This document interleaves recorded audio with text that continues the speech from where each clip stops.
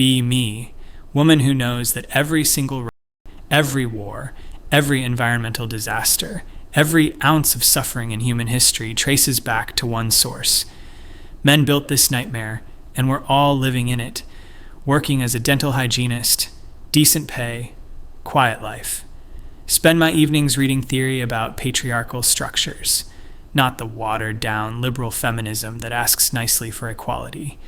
The real stuff that recognizes what half the population refuses to admit. That testosterone poisoning has turned humanity into a death cult. That violence, domination, and cruelty are fundamentally male traits. Women built communities, men built weapons. Women created life, men created capitalism. It's not even controversial. It's just biology plus sociology plus 5,000 years of evidence. Live with my girlfriend Rachel in a small apartment downtown. She works in tech. I clean teeth and listen to people's problems all day. Most of my patients are women. When I get male patients, I'm professional, but I see them for what they are. Beneficiaries of a system that props them up while crushing everyone else. They complain about their jobs, their lives, their minor inconveniences. Meanwhile, women are fighting just to walk alone at night, fighting to be believed, to be paid fairly, to exist without being objectified. One Tuesday, this guy comes in, maybe early 30s. His chart says Mark. Insurance is through his wife. He's polite, quiet, barely makes eye contact. I notice his hands are shaking slightly when he grips the armrests. You doing okay? I ask, more procedure than genuine concern. Yeah, just haven't been to the dentist in a while. I start the cleaning and he flinches at every instrument. Not pain flinching, something else. Fear flinching, like someone who's been conditioned to expect hurt. I ignore it mostly, do my job. While I'm working, he gets a text. His phone is face up on the tray next to him. I see the message preview. You better not be making excuses again. We have dinner at 7, and if you're late, like last time, I swear to God, Mark. He sees me see it, looks embarrassed. Sorry, he mumbles, though I'm not sure what for. I don't respond, just finish up. Probably henpecked, I think. Men always want sympathy for the consequences of their own failures. If his wife is frustrated with him, he probably earned it. At home that night, Rachel is in a mood. She's been stressed about work, some project that's behind schedule. I try to talk to her about my day, and she cuts me off. Can you not right now? I've had the worst day, and I don't need to hear about teeth. I back off, make dinner. She doesn't thank me, just eats while scrolling her phone. I remind myself that women carry so much weight in this world. We're allowed to be sharp sometimes, to take up space, to not perform gratitude. Men have been doing it for millennia. A few weeks later, I'm at the grocery store after work. I see Mark from the dental office. He's with a woman, presumably his wife. She's beautiful, well-dressed, has that pulled-together look that takes effort. I'm in the cereal aisle pretending to compare ingredients. They're one aisle over, but the store is quiet enough that I hear everything. No, not that one. Jesus Christ, Mark, I specifically told you the organic one. Sorry, I thought... You thought? You thought wrong? Like always. Why do I have to do everything myself? I can go back and... Forget it. You'll just screw that up too. I feel a flash of recognition. I've spoken to Rachel like that. But that's different. Women's anger is justified. It's accumulated rage from being dismissed and diminished. When we snap, it's because we've been pushed past our limits. Men created the conditions that make us sharp. Keep seeing more, though. At work, another patient, different guy. He's maybe 25, comes in looking exhausted. During the examination, I notice he's missing part of a tooth. What happened here? I ask. He hesitates. Accident, he finally says. Something about the way he says it. I probe gently, professionally. What kind of accident? Long pause. My girlfriend threw a glass at me during an argument. He says it quietly, like he's ashamed. I process this. Part of me wants to ask what he did to provoke that response, because that's usually how it works. Violence doesn't emerge from nowhere, but I don't ask. I just document the damage and refer him to the dentist for a crown. That night I mention it to Rachel. Had a patient today who said his girlfriend threw glass at him. She doesn't look up from her laptop. He probably deserved it. I laugh a little because, yeah, probably.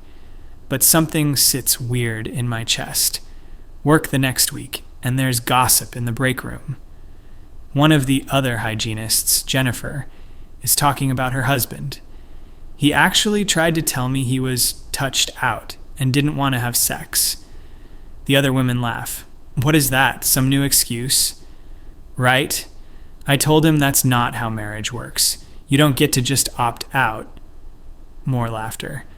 I don't join in, but I don't object either, because objecting would mean defending men, and men have been coercing women sexually since the beginning of time. One guy saying no doesn't erase that history, but I keep thinking about it, about consent and how we talk about it. How when men pressure women, it's assault. How when women pressure men, it's what, exactly? My relationship with Rachel is deteriorating. She's become critical of everything I do. The way I load the dishwasher, the way I fold laundry, the way I breathe too loudly. She makes fun of me in front of our friends. She's so disorganized, I swear I'm like her mother. Everyone laughs. I laugh too, uncomfortably. When I try to bring up how her comments hurt me, she shuts it down. You're being too sensitive. I'm just joking. It doesn't feel like joking. Well, maybe you need thicker skin. Women don't have to coddle each other. That's patriarchal conditioning. Talking. I accept this because it makes sense theoretically. We've been trained to be soft and accommodating. Maybe being uncomfortable is part of unlearning that. Months pass. I see more men in my chair with stories that don't add up. Bruises they explain away. Broken teeth from accidents. One guy who flinches when I raise my hand to adjust the light. Another who apologizes constantly for everything, for existing, for taking up space. I recognize that behavior. I've seen it in abused women. But men can't be abused, not really. They have all the power structurally. Individual instances don't override systemic reality. Except I keep seeing the individual instances. Keep hearing stories that chip away at my certainty. Man whose wife controls all the money gives him an allowance. Man whose girlfriend threatens to hurt herself if he leaves. Man whose ex-wife made false allegations during the custody battle, which he tells me about in the chair with tears running down his face into his ears while I'm trying to work. They believed her automatically, he says. I haven't seen my daughters in 8 months. The court-appointed psychologist finally cleared me, but the damage is done. My kids think I'm a monster. I want to dismiss this. Want to say that false accusations are rare, that women have no reason to lie.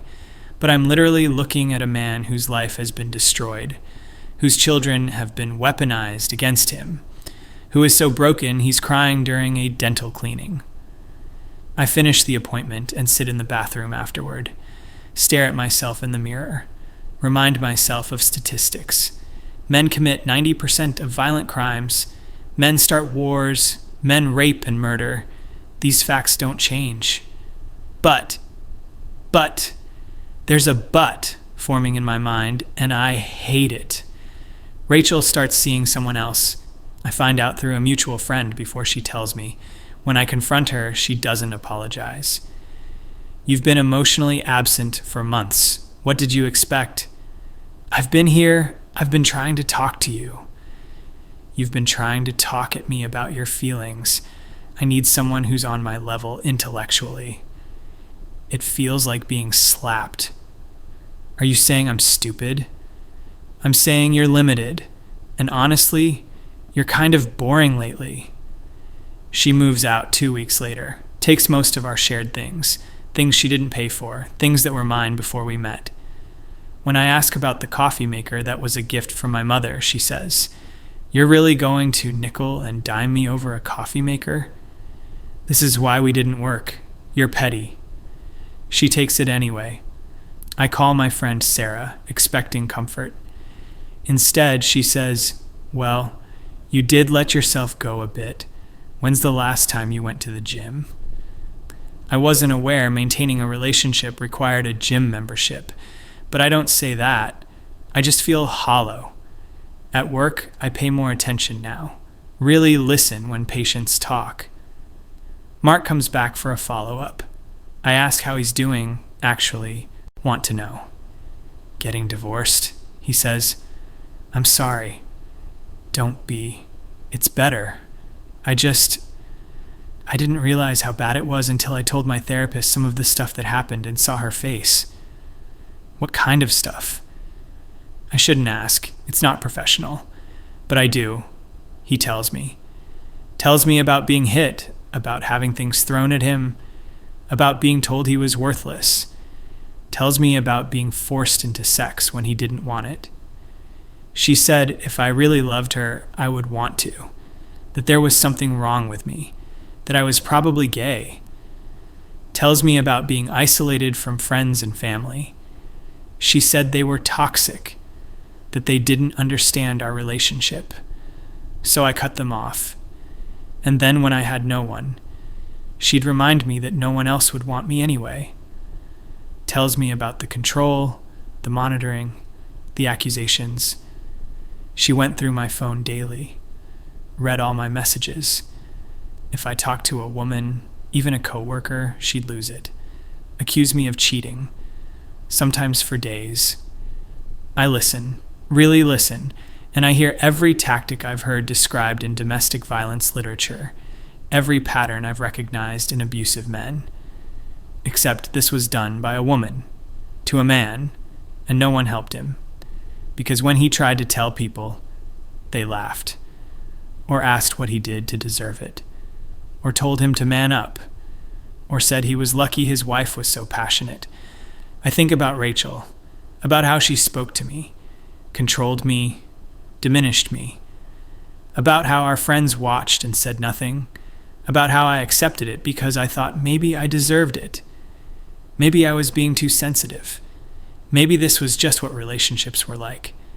I think about how if Rachel had been a man doing those things to me, every woman I know would have told me to run. The shift happens slowly then, all at once. I'm reading an article about male suicide rates, 3 times higher than women. I've always known this statistic, always attributed it to toxic masculinity, to men's inability to express emotion, to patriarchy hurting men too. But now I'm reading accounts. Men who killed themselves after false accusations. Men who killed themselves after losing custody of their children. Men who killed themselves after years of abuse that no one believed. Men who killed themselves because they asked for help and were told to toughen up. I'm reading about male victims of domestic violence, how shelters turn them away, how police arrest them, even when they're the ones with injuries, how society mocks them, how their abusers face no consequences. Because women can't really hurt men, right? Because men are stronger, bigger, more powerful. Except strength isn't just physical, and power in a relationship isn't determined by who can throw a harder punch. I think about emotional abuse, manipulation, financial control, sexual coercion, isolation. All things women can do just as effectively as men. Maybe more effectively, because no one's looking for it. No one's trained to see women as perpetrators. I'm at a friend's house for dinner. Friend's sister is there with her boyfriend. She treats him like shit the entire night. Interrupts him, contradicts him, makes fun of him. He's so useless, I swear. Can't do anything right. He laughs along, but his eyes are dead. Everyone else laughs too. I don't. I watch. I see the dynamic. I see how comfortable everyone is with it, how normal it seems. How if the genders were reversed, someone would pull her aside and ask if she's okay. I start speaking up. Small things at first. When Jennifer at work talks about pressuring her husband into sex, I say, "That's not okay." She looks at me like I've grown a second head. What? Pressuring someone into sex? That's not okay. It's my husband. So? She laughs, confused. So it's different. Is it? The break room gets quiet. Another coworker jumps in. Are you seriously comparing that to rape? I'm saying consent matters regardless of gender. Oh my God, you sound like a men's rights activist. The conversation ends. I'm frozen out for the rest of the week. I can't unsee it now, can't unhear it. Women at the grocery store berating their husbands. Women at restaurants snapping at their boyfriends. Women in my social circle talking about their partners like they're children or pets or burdens. And everyone just accepts it, because women have been oppressed for so long that we're allowed to punch up. Except, are we punching up when we're hitting someone who loves us? Someone who's vulnerable to us? Someone who society won't protect? I think about all the times I've said, men are trash. All the times I've generalized an entire gender. All the times I've dismissed male suffering because of statistics. Statistics are about populations. But I've been treating individual men like they're responsible for everything every man has ever done. I've been treating them like they can't be victims, like they can't feel pain, like they don't deserve empathy. I think about my father, who worked himself to death trying to provide for us, who never complained, never asked for help, who had a heart attack at 53. I blamed capitalism, blamed the patriarchy for creating impossible standards of masculinity, but I never once asked if he was okay. Never once thought about him as a person who might be suffering. He was just dad, just a man, just part of the problem.